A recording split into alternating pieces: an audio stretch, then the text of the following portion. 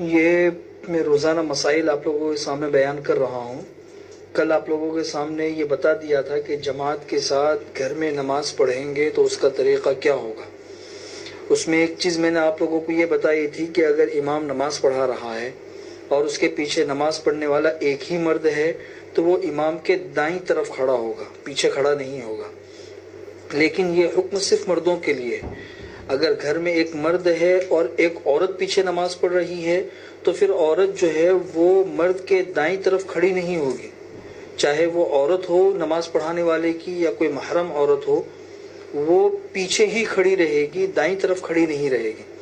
اس لیے کہ اگر جماعت کے ساتھ نماز ہو رہی ہے تو اس وقت میں اگر دائیں طرف یا بائیں طرف کوئی عورت کھڑی ہوئی ہے بغیر کسی فصل کے تو پھر اس سے نماز ادا نہیں ہوتی ہے، نماز فاسد ہو جائے گی۔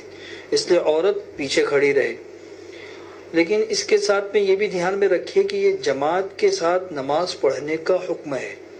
اگر میاں بیوی ہے یا گھر میں کوئی مرد ہے اور کوئی محرم عورت ہے، وہ اپنے اپنے انفرادی نماز پڑھ رہے ہیں، جماعت کے ساتھ نماز نہیں پڑھ رہے ہیں، تو پھر آگے پیچھے ہو کر نماز پڑھنا ضروری نہیں ہے۔ وہ پاس میں کھڑے رہ کر بھی اگر نماز پڑھنا چاہے تو پڑھ سکتے ہیں، اس سے نماز فاسد نہیں ہوگی، نماز ادا ہو جائے گی۔ اس لیے دھیان میں رکھے کہ اگر کوئی ایک عورت ہے مقتدی تو وہ پیچھے ہی کھڑی رہے گی، دائیں طرف کھڑی نہیں ہوگی۔ اسی کے ساتھ میں ایک مسئلہ لوگ یہ بھی پوچھ رہے ہیں کہ اگر امام نماز پڑھا رہا ہے تو اس کے پیچھے اس کی غیر محرم عورتیں نماز پڑھ سکتی ہے یا نہیں پڑھ سکتی ہے۔ جیسے ایک گھر ہوتا ہے یا چالی ہے تو چالی کے اندر بہت سی غیر محرم عورتیں بھی ہوتی ہے، وہ آ کر جماعت کے ساتھ میں نماز پڑھ سکتی ہے یا نہیں پڑھ سکتی ہے۔ تو اس کے لیے یہ دھیان میں رکھے کہ اگر ایک امام نماز پڑھا رہا ہے اور اس کے پیچھے مرد بھی ہے اور عورتیں بھی ہیں تو ان عورتوں میں اگر غیر محرم عورتیں آج کل ایسے 40 والی عورتیں جمع نہ ہوں آج کے قانون جی تو یعنی یہ تو گھروں کے اندر جس طریقے سے نماز پڑھتے ہیں اس کو سامنے رکھتے ہوئے بتا رہا ہوں، ورنہ چالی کے اندر اگر لوگ ہیں تو ہر ایک اپنے اپنے گھر میں نماز پڑھے، باقاعدہ جماعت کے اندر شریک ہونے کی ترتیب نہ بنائے۔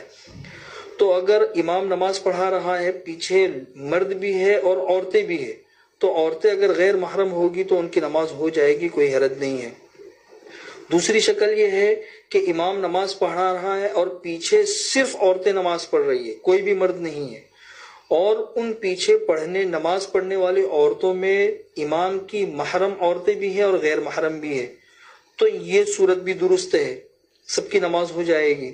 لیکن تیسری شکل درست نہیں ہے کہ امام نماز پڑھا رہا ہے اور پیچھے عورتیں ہیں اور عورتیں صرف نامحرم ہیں، اس امام کی ایک محرم عورت بھی ان عورتوں میں شامل نہیں ہے، تو اس طریقے سے نماز پڑھنا درست نہیں ہوگا۔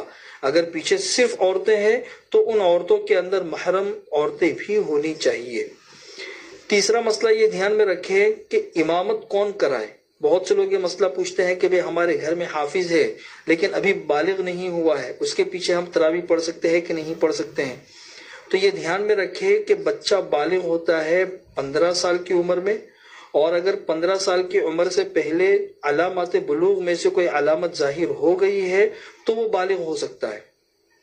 لہذا اگر کوئی علامات بلوغ ظاہر ہو گئی ہے 15 سال سے پہلے تو اس کے پیچھے نماز پڑھنا درست ہے، اور اگر کوئی بلوغ کی علامت ظاہر نہیں ہوئی ہے تو 15 سال سے پہلے وہ نماز نہیں پڑھا سکتا۔ ہاں اس کے پیچھے بچے نماز پڑھ سکتے ہیں لیکن بالغ نماز نہیں پڑھ سکتے۔ اسی کے ضمن میں مسئلہ آتا ہے کہ اگر ایک عورت ہے وہ حافظہ ہے اور اس کو یہ ہے کہ بھی میں تراویح پڑھاؤں اور پیچھے صرف عورتیں ہی نماز پڑھے، تو یہ دھیان میں رکھے کہ احناف کے نزدیک صرف عورتوں کی جماعت یہ مکروہ تحریمی ہے۔ اگر کوئی حافظہ عورت ہے اور اس کو اپنے قرآن کو یاد رکھنے کی فکر ہے تو فتاوی محمودیہ میں لکھا ہوا ہے کہ وہ انفرادی جب نماز پڑھے تو اس کے اندر وہ قرآن کریم پڑھ سکتی ہے، اس سے بھی قرآن اچھا یاد رہتا ہے۔ یا نماز میں اگر نہیں پڑھنا ہے تو خارج میں بھی وہ قرآن کریم پڑھ کر اپنا حفظ جو ہے نا وہ پکا کر سکتی ہے، لیکن تنہا عورتوں کی جماعت یہ مکروہ ہے۔ پھر بھی اگر مکروہ تحریمی ہونے کے باوجود کسی عورت نے نماز پڑھائی تو پھر اس کی ترتیب یہ ہوگی کہ جو امام ہے اور جو مقتدیہ ہے وہ ساری کی ساری ایک ہی صف میں کھڑی ہوگی.